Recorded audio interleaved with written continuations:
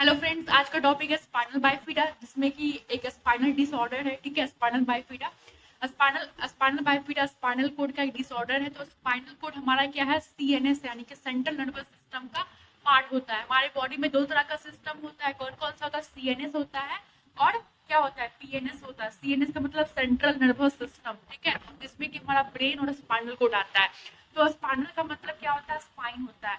कि इसे समझने से पहले फर्स्ट ऑफ ऑल हम एक चीज समझते हैं, न्यूरल ट्यूब समझते हैं। ठीक है, बेसिकली जो न्यूरल ट्यूब, जो हमारा नर्वस सिस्टम है ना, हमारे बॉडी का जो नर्वस सिस्टम है, जो नर्व्स है, वो कहाँ से जनरेट होते हैं? वो न्यूरल ट्यूब से जनरेट होते हैं। तो हमारा न्यूरल ट्यूब जो होता है वही जो है ओरिजिन होता है किसका?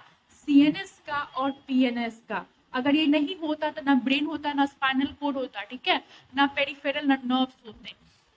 बेसिकली जो न्यूरल ट्यूब्स होता है वो 28 डेज में, यानी कि जब प्रेगनेंसी होती, कंसेप्शन होता है, ठीक है, उसके 28 डेज के बाद ही क्लोज हो जाता है। ठीक है, और मतलब कहने का मतलब हुआ कि 4 वीक्स, 3 to 4 वीक्स में जो न्यूरल ट्यूब्स हैं वो क्लोज हो जाते हैं। अब बात करते हैं, तो हम जानते हैं कि जाइगोट होता है। एक बार थोड़ा सा देख लेते हैं। उसके बाद इम्ब्यूरो का फॉर्मेशन होता है। इम्ब्यूरो के बाद ना 3 जर्म लेयर बनते हैं।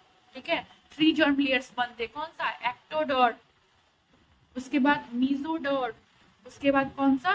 तो इंडोडर। ये जर्म लेयर बनते हैं। ठीक है, तो जर्म लेयर के बाद फिर क्या होता है, उससे न्यूरल ट्यूब डेवलप होता है। ठीक है, और न्यूरल ट्यूब फिर किस में होता है? सीएनएस और पीएनएस में डिवाइड हो जाता है, यानी कि हमारा नर्वस सिस्टम को बनाता है। और 28 डेज के बाद जो न्यूरल ट्यूब्स होता है वो कम्प्लीटली जो है, जैसे ये खुला हुआ है अभी, लेकिन जब 28 डेज होगा तो कम्प्लीटली जो है बंद हो जाएगा। लेकिन अगर ये कम्प्लीटली बंद नहीं होगा तो यही आज हमको पढ़ना है स्पाइनल बाइफिडा में। कम्प्लीटली अगर न्यूरल ट्यूब्स बच्चों में नहीं क्लोज हो रहा है तो क्या प्रॉब्लम्स होगी। तो आई होप इंट्रोडक्शन क्लियर होगा कि हमें एक्चुअली पढ़ना क्या है। अब देखते हैं डेफिनेशन।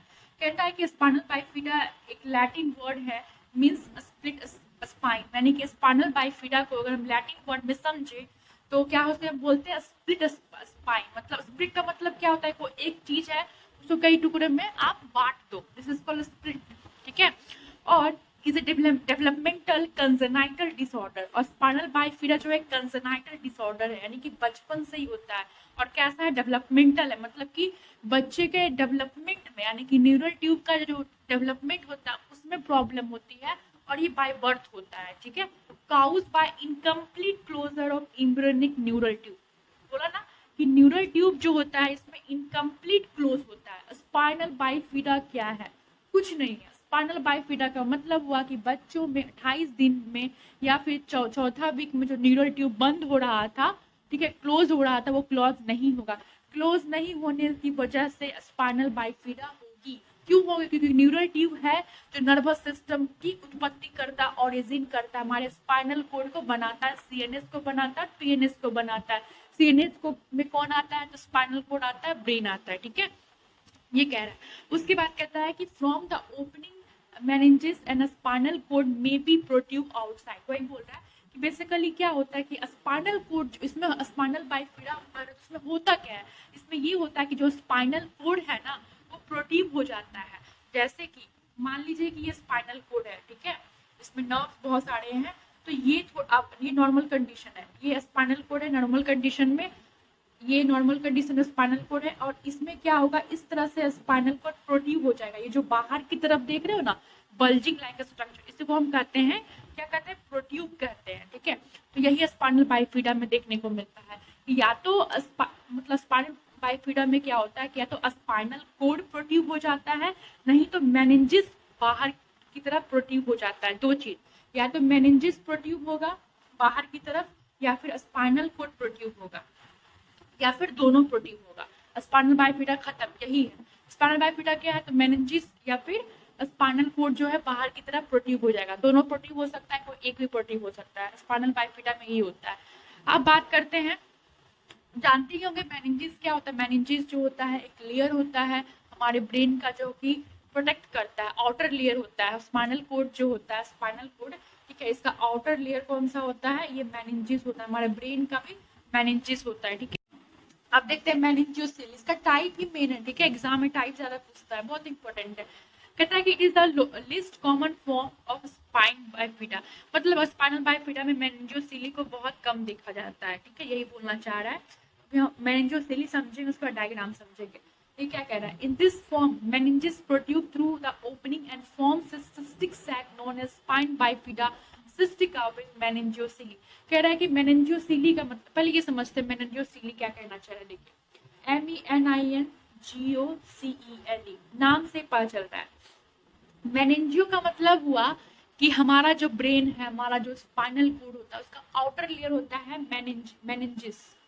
ठीक है, तो मेनिंजियोसिली का मतलब हुआ कि मेनिंजिस क्या हो जाएगा, प्रोट्यूब हो जाएगा। मतलब जो मेनिंजिस का लेयर है स्पाइनल कोड में, स्पाइनल कोड है, इसमें मेनिंजिस का जो लेयर है, ठीक है, यहाँ पे मेनिंजिस का जो लेयर है वो क्या हो जाएगा, बाहर की तरफ प्रोट्यूब हो जाएगा। इसके नाम से याद रखिएगा, मेनिंजियोसिली। ठीक है, तो वही कह रहा है, इसमें क्या होता है कि मेनिंजिस प्रोट्यूब हो जाता है। ठीक है, और एक मतलब बाहर निकल जाता है, और एक जो है सिस्टिक का मतलब मैं बताई थी कि थैला की तरह, सैक लाइक स्ट्रक्चर उसको बोलते हैं, सैक की तरह जो है बाहर प्रोट्यूब हो जाएगा। ठीक है, जिससे हम स्पाइनल बाइफिडा सिस्टिका बोलते हैं और उसे मेनिंजियोसिली बोलते हैं। बाहर की तरफ क्या हो जाएगा, प्रोट्यूब हो जाएगा। ये क्या है, बाहर की तरफ प्रोट्यूब हो गया, और कैसा स्ट्रक्चर बनाएगा, थैला की तरह स्ट्रक्चर बन गया। इस स्ट्रक्चर को हम क्या बोलेंगे, इस स्ट्रक्चर को हम बोलेंगे स्पाइनल बाइफिडा जो है सिस्टिका। ठीक है, जिसको हम मेनिंजियोसिली के नाम से जानते हैं। ठीक है, तो एक ही आप समझे मेनिंजियोसिली में क्या हुआ। मेनिंजियोसिली में हम ये देखे कि जो स्पाइनल कोड का जो मेनिंजिस लेयर है वो बाहर प्रोट्यूब हो रहा है, लेकिन स्पाइनल कोड प्रोट्यूब नहीं हो रहा है। स्पाइनल बाइफिडा में जो सेकेंड टाइप था स्पाइनल बाइफिडा सिस्टिका, उसमें एक टाइप था मेनिंजियोसिली। मेनिंजियोसिली का मतलब हुआ मेनिंजिस लेयर बाहर की तरफ प्रोट्यूब हो जाएगा, लेकिन क्या प्रोट्यूब नहीं होगा, स्पाइनल कोड प्रोट्यूब नहीं होगा। ठीक है, यानी कि पहला जो हम देखे थे ओकल्टा, उसमें भी जो है प्रोट्यूब नहीं हो रहा था स्पाइनल कोड। ठीक है, मेनिंजियोसिली में भी प्रोट्यूब नहीं हो रहा है। अब आएगा असली मजा, मतलब माइलो मेनिंजियोसिली। इसमें स्पाइनल मेनिंजियोसिली में क्या होगा, हम नाम से ही समझ गए कि मेनिंजिस बाहर की तरफ प्रोट्यूब होगा। और माइलो मेनिंजियोसिली का मतलब क्या हुआ कि मेनिंजियोसिली यानी मेनिंजिस तो प्रोट्यूब होगा ही, साथ में स्पाइनल कोड को भी बाहर की तरफ जो है प्रोट्यूब कर देगा। इसमें यानी स्पाइनल कोड भी बाहर निकल गया, और मेनिंजिस लेयर जो था स्पाइनल कोड का आउटर लेयर वो भी बाहर निकल गया। आई होप मैं बार बार इसलिए रिपीट करूँ ताकि कहीं भी कुछ कॉन्सेप्ट में क्लियर नहीं रहे, वरना शॉर्ट वीडियो मैं भी बना सकती हूँ। ठीक है, it is the severe condition of spinal bifida. सबसे सीवियर कंडीशन है। क्यों है भाई, अकल्टा क्यों नहीं हुआ, अकल्टा कैसे होगा, उसमें तो सिर्फ वर्टिब्रा के बीच में गैप था, छोटा सा गैप था, वर्टिब्रा दो वर्टिब्रा के बीच में छोटा सा गैप था, जिसकी वजह से स्पाइनल कोड बच गया, बाहर निकल नहीं रहा था, प्रोट्यूब नहीं हो रहा था। ठीक है, उसमें देखिए अगर मेनिंजियोसिली में क्या हो रहा था, मेनिंजिस लेयर बाहर निकल गया था। ठीक है, लेकिन स्पाइनल कोड मेनिंजिस तो बाहर ही निकला और साथ में सिस्ट लाइक टाइप का स्ट्रक्चर बना दिया था, लेकिन स्पाइनल कोड बाहर नहीं निकला था।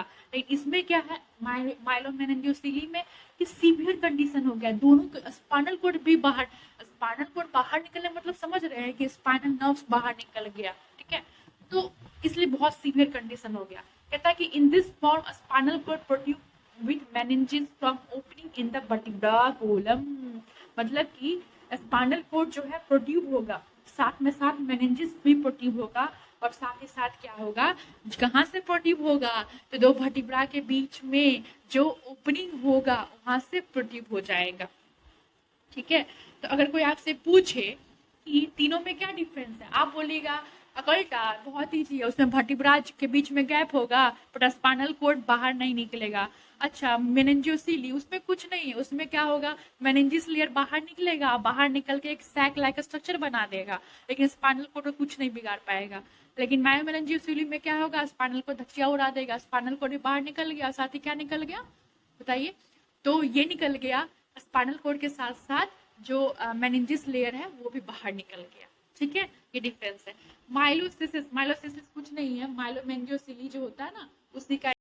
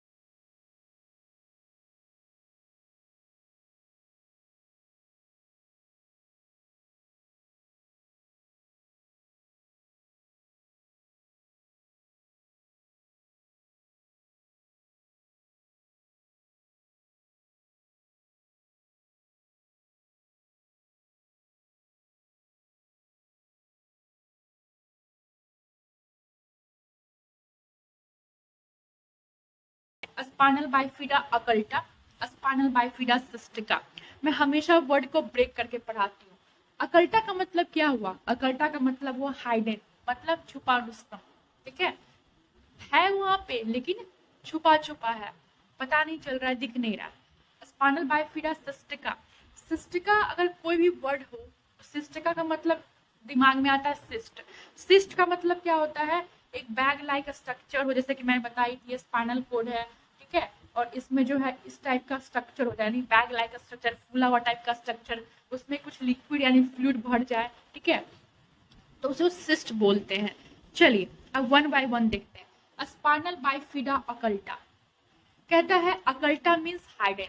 अकल्टा का मतलब क्या हुआ? छुपा हुआ। It is the mildest form, मतलब अगर टाइप्स में देखा जाए तो माइल्डेस्ट है, ना ज्यादा होता है ना कम होता है, बीच बीच में इसका इंसिडेंस रेट बीच बीच में है, ठीक है।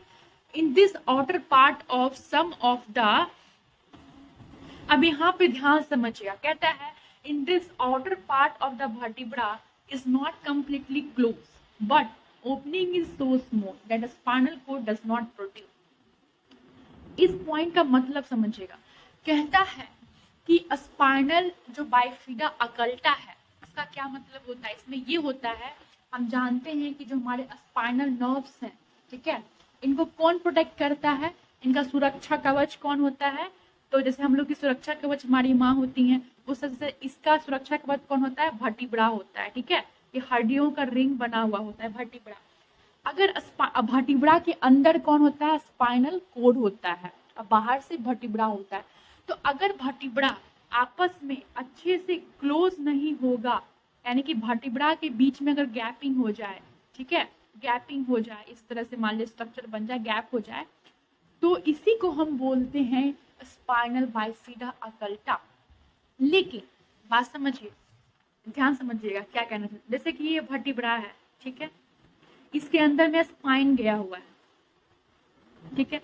अब एक कंडीशन देखिए, ये हमारा वर्टिब्रा है जिसके बीच में काफी ज्यादा गैप है, तो अगर गैपिंग है तो जो स्पाइन नर्व्स क्या होगा? इस तरह से आएगा, ठीक है, लेकिन इनके बीच में इतना गैप नहीं है, इन वर्टिब्रा के बीच में गैप है, लेकिन कैसा गैप है? स्मॉल गैप है।